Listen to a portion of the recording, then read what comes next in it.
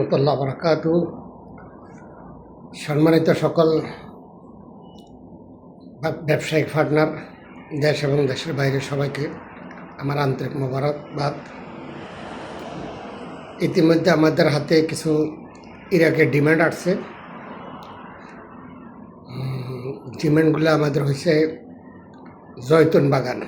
জয়তুন বাগানের কাজ। স্যালারি হবে $400 থেকে $500।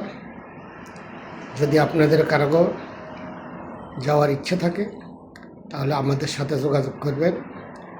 আর আপনারা যারা মালয়েশিয়া নিয়ে দীর্ঘদিন থেকে চিন্তা ভাবনাতে আছেন, মালয়েশিয়া কিন্তু